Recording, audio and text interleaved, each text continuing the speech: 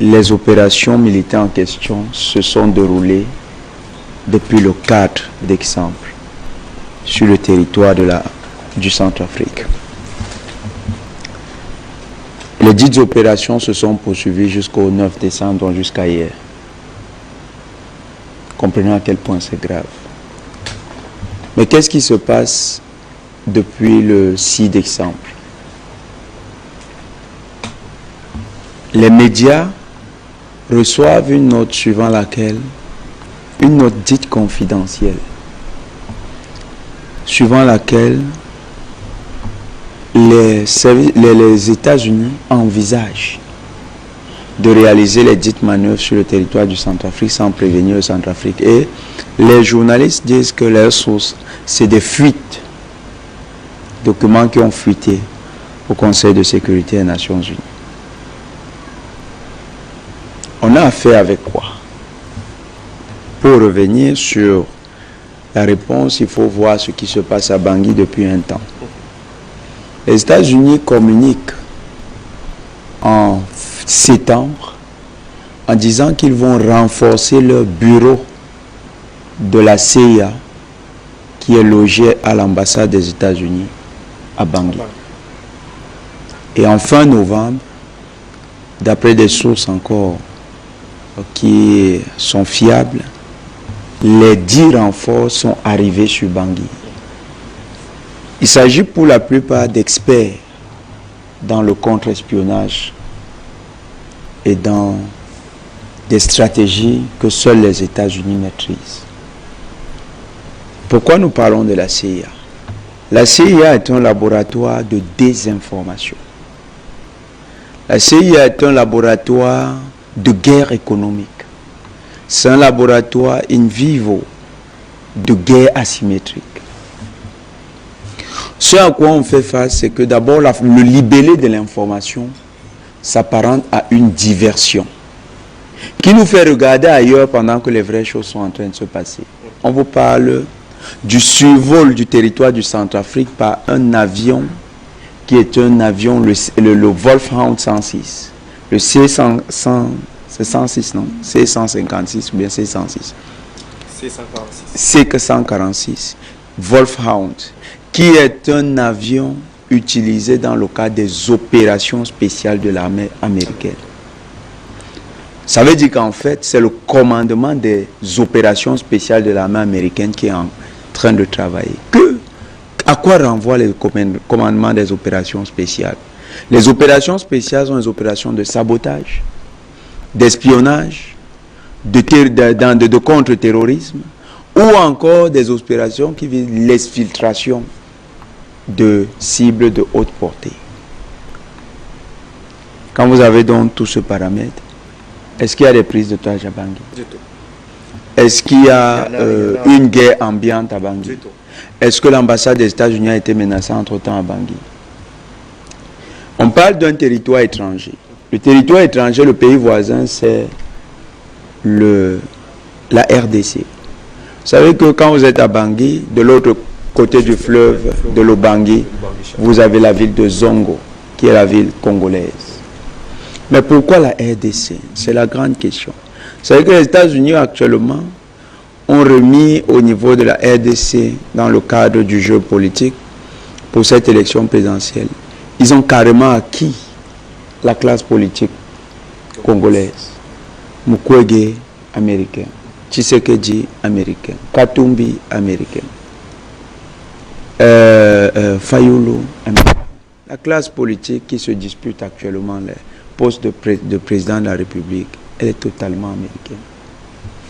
Et il s'est produit quelque chose ces derniers jours au niveau de la capitale, au niveau de la RDC. L'opposition centrafricaine, qui jusqu'à présent se battait sous les ailes de la France-Afrique et avait utilisé le territoire du Tchad comme zone de déstabilisation, a depuis un temps trouvé un terreau fertile en RDC, avait une chaîne de télé en ligne qu'ils ont créée et qui a pour but de saquer au jour le jour les efforts du digne président Faustin Archange Touadéra dans le cadre de la redynamisation de la RDC. La France, c'est vrai, il a mis une couche de peinture il y a quelques jours, avec un article commandité depuis Jeune Afrique. Et l'article était écrit par un employé de l'agence France Presse qui prétendait cette fois-là être simplement un reporter de Jeune Afrique. Voyez à quel point la France ne se cache plus. Et le dit reporter a publié un ensemble d'allégations qui étaient portées comme étant des remarques pertinentes. Vous allez voir donc, il y a désormais un focus sur le Centrafrique du point de vue médiatique. Mais ce focus, quand vous regardez au fond, ça ressemble aux campagnes qu'avait orchestré la CIA contre les dirigeants comme les dirigeants cubains. Par exemple, Fidel Castro. Et campagne, on appelle campagne de bashing. Et vous avez deux points d'ancrage. Les médias du Quai d'Orsay, le média d'opposition qui a été créé au niveau de la RDC. Et c'est la RDC qui actuellement sert de territoire de déstabilisation. Mais pourquoi la RDC? Parce qu'en RDC, les États-Unis ont réussi à avoir d'abord l'unanimité. Mais ensuite, c'est parce que le même, et c'est ce qu'ils ont certainement fait comprendre aux endocolons de ces pays, le même, comment on appelle ça, voilà, la continuité sédimentaire. Il existe une continuité sédimentaire entre le sol de la RDC et le sol du Centrafrique. C'est-à-dire que si vous avez dit qu'il y a un scandale géologique en RDC, le Centrafrique est lui-même un scandale géologique. Et les États-Unis, le Cameroun, parce qu'on partage le même sol avec ces pays, le Congo-Brazzaville y compris. Donc, conscient de ce que le Centrafrique est en train de devenir un pays qui s'émancipe de la France, c'est la même chose qui se passe au Niger. Les États-Unis ne veulent pas lâcher prise.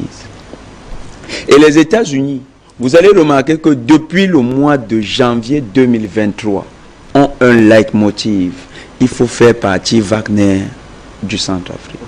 Pour remplacer pour la eux, sécurité locale, ils ont même parcelle américaine. Ils ont même menti pendant l'année. Ils ont dit que les djihadistes américains étaient déjà en Centrafrique. Alors qu'ils ont passé carrément 2 semaines ici à Yaoundé, le temps de négocier, essayer de convaincre d'avoir cette place au Centrafrique.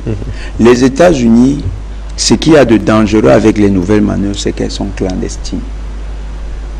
C'est-à-dire qu'elles ne se font pas avec l'aval des autorités centrafricaines.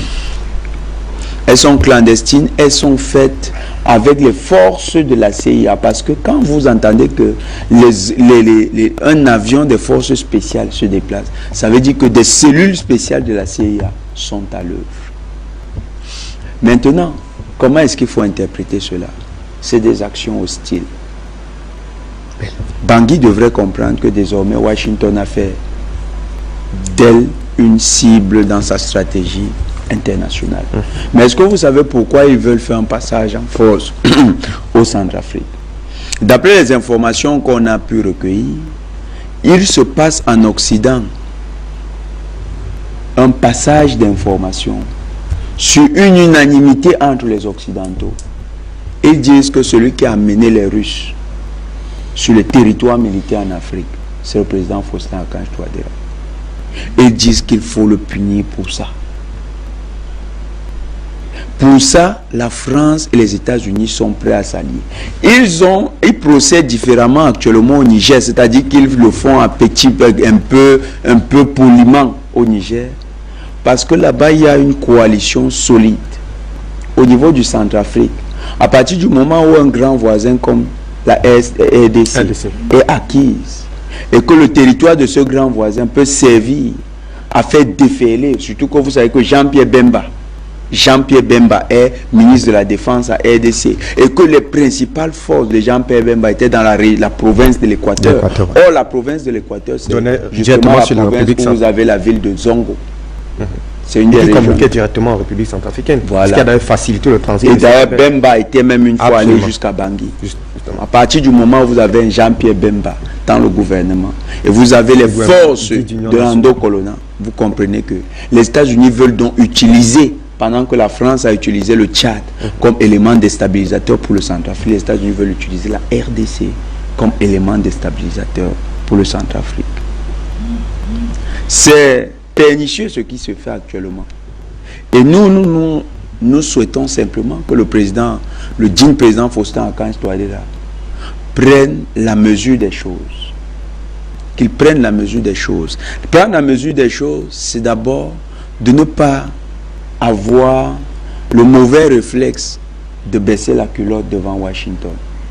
Jonathan, ces éléments nous permettent quand même aussi de pouvoir relever un certain nombre de faiblesses sur la sécurisation de l'espace aérien centrafricain. On a parlé, je crois, lorsqu'il y a eu un bombardement d'un camp de, je crois, c'était à l'est là-bas. Oui, d'une usine de coton. Et à l'époque, on interpellait véritablement les autorités locales à pouvoir mettre en place une dynamique qui leur permettrait véritablement de sécuriser leur espace aérien. Et dans les informations que vous nous donnez, c'est que l'espace aérien centrafricain a été violé à plusieurs reprises. Ça a été, oui, à plusieurs reprises. Je crois du 4 au 9 décembre. Oui, aujourd'hui que l'information officielle, c'est une fuite en avant. En tout cas, ils disent, nous voulons une mesure de diversion. D'accord. Dans le langage militaire, une diversion, c'est différent. C'est quelque chose de dangereux. Parce que pendant que vous êtes en train de faire, vous faites circuler l'information suivant laquelle vous allez faire. Ça, c'est dangereux. Ça veut dire qu'en fait, quelque chose de grave se prépare à Bangui et les États-Unis sont derrière sur quelque chose de grave. Et je vais continuer un peu avant de revenir sur l'élément. Pourquoi il y a actuellement ce changement de la menace? Beaucoup de panafricanistes, peut-être friands de ce que le combat panafricaniste devait être un combat où on monte la même arme tout le temps, ne savent pas que le président Touadéra, dans le desserrement de l'étau, a réussi quelque chose de magistral. Il a désuni Washington et Paris. Il avait désuni Washington et Paris sur le dossier centrafricain. Et ça a permis au Centrafrique de dégager les fonds. Vous savez ce qui se passe depuis quelque temps à Bangui. Mon frère Fabrine Dom, Bangui que nous avons connu il y a quelques mois, on risque de ne pas voir le même Bangui dans quelques mois encore. C'est un autre Bangui. L'article du Jeune Afrique, c'était quoi? C'était une campagne de désinformation qui visait à faire croire que les chantiers qui sont à cours actuellement à Bangui, ces chantiers privilégient les entrepreneurs proches du président Touadéra. Selon eux, c'était des préférences liées à une sorte de népotisme ou bien de clientélisme politique. Pourquoi? Parce qu'actuellement, Bangui, les fonds que le président Touadéra a réussi à recueillir à l'international et à débloquer leur dégel. Maintenant, ces fonds sont utilisés dans le cadre du développement du Centrafrique. Et les États-Unis sont en train de voir cela. Mais les États-Unis s'attendaient à une chose. Et ils s'étaient fixé un délai. Ils se disaient qu'au mois de novembre, ils devaient déjà avoir des manœuvres conjointes. Il devait avoir une équipe, devait venir. Non, au départ, au mois de novembre, fin novembre, il devait avoir une équipe de l'armée américaine qui devait venir faire l'inventaire des besoins de formation de l'armée centrafricaine. Ils ont attendu en vain et ils constatent que ça ne se fera pas. Donc, ils décident de passer en force. Parce qu'ils constatent une chose. Pour ce qui est de la sécurité, le président Touadéra est resté constant. Il a deux partenaires.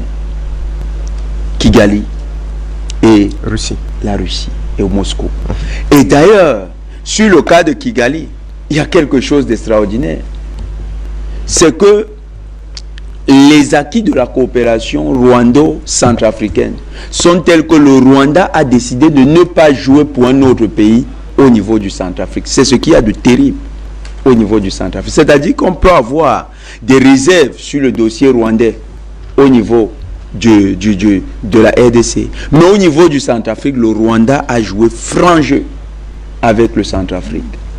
Si bien que les États-Unis se rendent compte que ce n'est pas possible de passer par Kagame. Les États-Unis sont même allés jusqu'à permettre, dans la fameuse chaîne créée par les opposants centrafricaine, certainement avec la bénédiction de la CIA, parce que quand on voyait le journaliste qu'ils ont recruté, c'est un ancien journaliste d'Africa 24, il est togolais, je crois bien. Ce monsieur, il est togolais.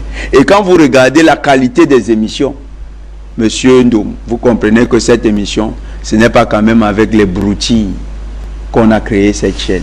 Il y a eu un budget assez conséquent. Donc, ceux qui ont créé cela, qu'est-ce qu'ils ont fait? Ils sont allés saquer le Rwanda sur cette chaîne. Tous les jours que Dieu crée, ces gens n'ont qu'une doxa à reproduire. Diaboliser les rapports entre Kigali et Bangui. Et d'ailleurs, dans l'imagerie populaire, qu'est-ce qu'il veut renvoyer? Il veut renvoyer l'idée de Rwandais qui seraient venus piller également la RDC, chose qui est fausse. Pourquoi? Parce que les rebelles de CPC, ceux qui les ont éteints, il faut dire ça comme ça, ceux qui les ont éteints à Boali, ceux qui les ont éteints à Damara, c'est-à-dire les localités proches du village du président Touadéra, c'est les Rwandais. C'est même pas les Russes. C'est les Rwandais qui les ont éteints. Nous avons, quand vous suivez ce que les Rwandais ont fait, la blessure est encore profonde dans le cœur de chaque rebelle. Il se souvient que ces Rwandais, ils sont dangereux. Et donc, ils ont fait du Rwanda la cible. Ils multiplient des rapports pour que les émissions, pour faire croire que les Rwandais violent les droits de l'homme en Centrafrique.